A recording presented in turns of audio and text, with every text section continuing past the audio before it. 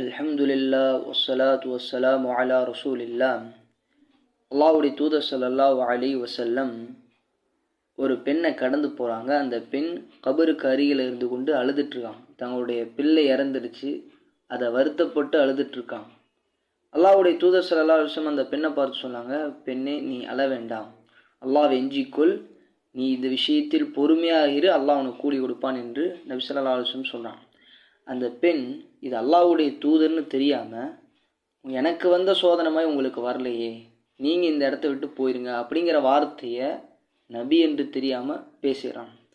பிறகு நபியும் கடந்து போயிட்டாங்க. அதற்கு பிறகு தான் சொல்லப்படும் அந்த பெண்ணுக்கு இது அல்லாஹ்வுடைய தூதர் என்று. அப்போ அந்த பெண் வருத்தப்பட்டு உடனே நபியை தேடி வருவாங்க. வந்து இப்பொழுது சொல்லுவாங்க, அல்லாஹ்வின் தூதரே நான் தவறு செஞ்சிட்டேன், நான் பொறுமையாக இருக்கேன், நான் இப்போ பொறுமையாக இருக்கிறேன், என்னுடைய பிள்ளை இறந்ததற்கு நான் இப்பொழுது அல்லாஹ்விடத்தில் நன்மை ஆதரவிக்கிறேன் அப்படி சொன்னபோது நபி ஸல்லல்லாஹு அலைஹி வஸல்லம் அழகாக ஒரு வார்த்தையை சொன்னார்கள், இன்னம ஸபர் ஐந்த ஸதுமத்தில் ஊலா. பொறுமை என்பது, பொறுமைக்கான கூலி எப்பொழுது கிடைக்கும் என்றால் ஐந்த ஸதுமத்தில் ஊலா, ஆரம்பமாக சோதனை வருது பார்த்தீங்களா, அப்பொழுது பொறுமையாக இருக்கும்போது தான் அதற்கான கூலி கிடைக்கும், அதற்கான சரியான எண்ணம் கிடைக்கும். அப்போ ஆரம்பமாக நம்ம பொறுமை கொள்ளும் போது தான் அல்லாஹ் அதற்கான நன்மையை வைத்திருக்கிறான். நம்ம எல்லாருமே சில இடங்களில் தவறு செய்கிறோம்.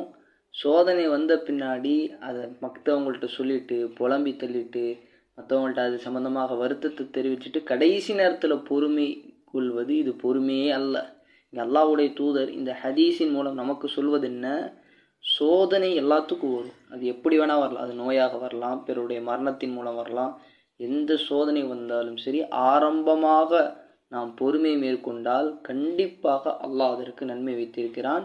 இந்த பொறுமையை தான் இஸ்லாம் விரும்புகிறது. இந்த பொறுமையை தான் அல்லாஹ்வுடைய தூதர் நமக்கு வழிகாட்டுகிறார்கள்.